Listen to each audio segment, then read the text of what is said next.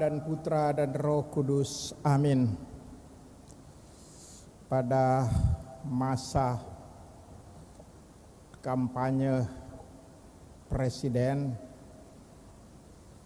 pertarungan antara Presiden Jokowi dan Prabowo, tentu kita ingat ada seorang ibu, tidak usah saya sebut namanya di sini, seorang ibu yang demi menekan lawannya, menekan rezim yang dikatakan rezim kekerasan, ibu ini memberi cerita-cerita khususnya tentang dirinya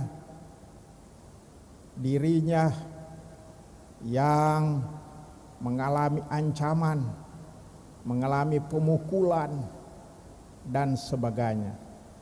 Padahal dia mengungkapkan cerita bohong. Akhirnya ibu ini ditangkap, diadili dan masuk penjara. Tapi syukurlah sekarang sudah bebas lagi. Pokoknya bercerita bukan untuk mendamaikan, tapi untuk menghancurkan.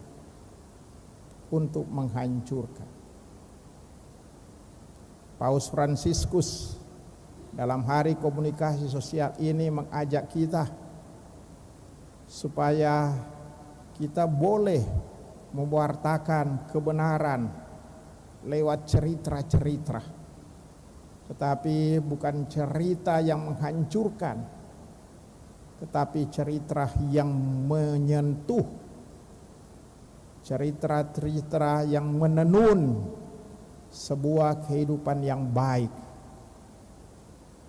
Dan kita tahu juga Yesus dalam mewartakan kebenaran juga memakai gaya bercerita, perumpamaan, supaya orang yang mendengarkan tentang wartanya, tentang kerajaan Allah, mereka tersentuh, mereka berubah, pewartaannya mengesankan. Tapi saudara-saudara sekalian, Yesus juga di dalam berdoa bukan hanya mengungkapkan kata-kata saja kepada Allah Bapa di surga, tapi juga kita dengar dalam bacaan Injil tadi Yesus memakai gaya bercerita tentang para muridnya, orang yang mengikuti dia, yang senantiasa percaya kepadanya. Mereka juga akan mengalami kemuliaan seperti dialami oleh Yesus. Mereka memang tinggal di dunia, tetapi mereka bukan dari dunia seperti Yesus. Kita dengar tadi di dalam bacaan Injil kesaksian dari Santo Yohanes dalam perjamuan malam terakhir. Yesus menengadah ke langit dan berdoa, "Bapa, telah tiba saatnya, permuliakanlah anakmu, supaya anakmu mempermuliakan engkau, sama seperti engkau telah memberikan kepadanya kuasa atas segala yang hidup, demikian pula ia akan memberikan hidup yang kekal kepada semua yang telah engkau berikan kepadanya. Aku berdoa untuk mereka." Saudara-saudara sekalian yang terkasih, di tengah-tengah kesibukannya mewartakan kasih Allah, kerajaan Allah, Yesus senantiasa berdoa. Yesus mengambil waktu yang hening untuk berdoa. Yesus tidak mau bahwa hidup berimannya dihancurkan, oleh kesibukan-kesibukan dan oleh kerja. Tapi Yesus berdoa. Saudara-saudara sekalian, tapi dengan Yesus berdoa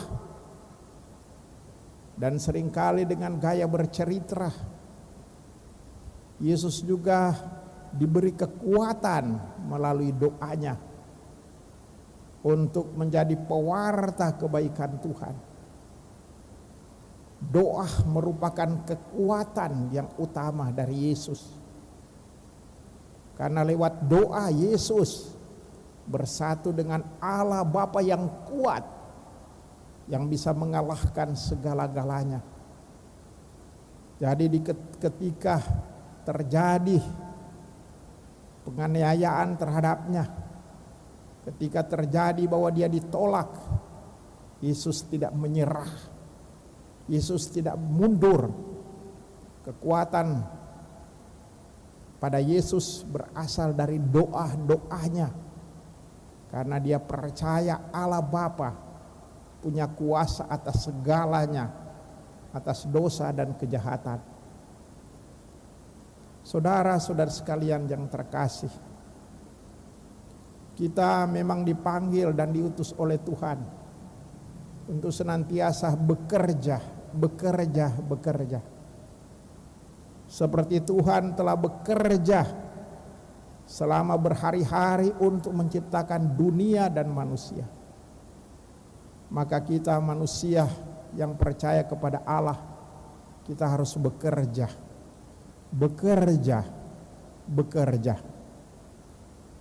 Kita tidak boleh malas. Bekerja untuk mengolah dunia ini, sehingga dunia ini bisa berguna bagi kita manusia, dan menghantar dunia ini kepada Allah yang menciptakan.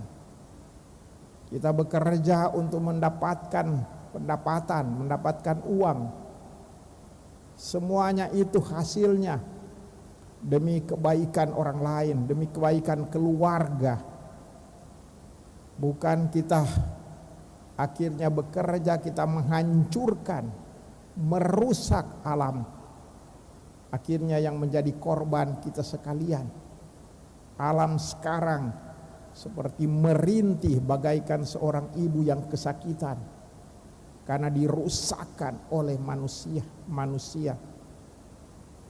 Kita memang harus bekerja untuk menghasilkan pendapatan, tapi untuk kebaikan, bukan bekerja untuk merusak. Karena seringkali terjadi orang bekerja, mendapatkan uang yang banyak, harta yang banyak, tapi bukan untuk kebaikan sesama. Tetapi uang itu dipakai untuk minum, mabuk, untuk berjudi, atau mendapatkan semuanya ini untuk menambah istri atau menambah suami, berselingkuh. Bekerja adalah sebuah nilai yang mulia dan istimewa. Mengambil bahagian di dalam Tuhan yang bekerja. Orang yang percaya kepada Tuhan pasti bekerja. Tetapi orang yang tidak percaya pada Tuhan malas dengan gampang akan bekerja, mendapatkan korupsi. Ada orang kaya tapi cuma duduk karena sibuk mengambil uang orang lain, uang rakyat. Atau ada orang juga tidak bekerja, hanya hidup dari warisan orang tua dan menghabiskan warisan orang tua. Tidak bekerja. Kita semua seperti Kristus harus menjadi pekerja. Yesus juga tukang kayu. Seperti Allah bekerja berhari-hari menciptakan dunia dan manusia. Dan seringkali karena kita bekerja demi kebaikan Tuhan, kita harus menderita. Kita harus bekerja karena mewartakan nama Tuhan, kita menderita. Para imam, mereka bekerja juga untuk mewartakan nama Tuhan. Tapi tidak jarang juga harus menderita. Tetapi kita dengar di dalam bacaan kedua tadi, baiklah, berbahagialah kita menderita atas nama Kristus. Tapi janganlah kita menderita karena kita menjadi pembunuh, karena kita menjadi penjahat, karena kita jadi pengacau. Itu penderitaan yang bodoh, penderitaan yang membawa orang kepada neraka. Kita harus bekerja. Tetapi saudara-saudara sekalian yang terkasih, kita mengambil contoh juga dari Yesus. Di tengah-tengah pekerjaan kita, kesibukan kita, kita harus berdoa. Datang kepada Allah, sumber segala kuasa. Menyerahkan diri kepada Allah, sumber segala kuasa. Kita berdoa seperti Yesus. Dan kita berdoa bukan hanya kita memohon, tetapi kita memuji dan mengagungkan Tuhan. Kita di hadapan Allah, kita bercerita tentang kemuliaan Tuhan, keagungan Tuhan dalam hidup kita, dalam hidup keluarga kita, dalam hidup alam kita, dalam hidup dunia kita. Kita ceritakan dalam doa. Doa merupakan sebuah cerita di hadapan Tuhan. Tapi saudara-saudara sekalian yang terkasih, kita hanya mampu untuk berdoa kalau kita percaya kepada Allah, kalau kita mengakui Allah, kalau kita punya iman. Hanya orang yang beriman bisa berdoa. Karena itu sekarang kenyataannya banyak yang tidak lagi berdoa karena tidak punya iman lagi, mengalami krisis iman. Mereka menjadi rakus akan kekayaan, akan harta, akan uang. Karena itu mereka bekerja keras cari uang, tapi tidak berdoa lagi. Banyak orang di tengah-tengah dunia modern ini, di mana materialisme, hedonisme dan individualisme makin merajalela. Orang tidak lagi berdoa karena tidak percaya lagi kepada Tuhan. Tapi mungkin dengan adanya penyebaran virus corona, banyak orang bertobat. Orang akhirnya berkata, Tuhan itu yang hebat. Tuhan itu yang hebat. Kita menderita karena kita tidak beriman, karena kita tidak berdoa lagi. Jadi banyak orang yang bertobat lewat dengan hadirnya pandemi ini. Kita juga mampu berdoa kalau kita mencari keheningan, hanya dalam keheningan, hanya dalam diam, kita dapat berkomunikasi dengan Tuhan. Kita dapat bercerita kepada Tuhan. Santa Teresa dari Kalkuta berkata, kita perlu bertemu dengan Tuhan. Kita perlu bertemu dengan Tuhan. Tetapi kita bertemu dengan Tuhan bukan dalam kegaduhan, bukan dalam kegelisahan. Tuhan adalah teman kita yang diam. Betapa penting diam untuk berdoa, untuk hening. Dan kita harus juga demikian. Dan juga seperti murid-murid, rasul-rasul, mereka senantiasa seperti kita dengar dalam bacaan pertama, mereka bertekun di dalam doa, bertahan dalam doa. Karena tidak jarang kita juga mengalami bosan berdoa bosan. Kita tidak bertahan dalam doa. Kita merasa berdoa itu buang waktu saja, buang energi saja. Toh tidak ada hasilnya. Di awal kita begitu bersemangat berdoa.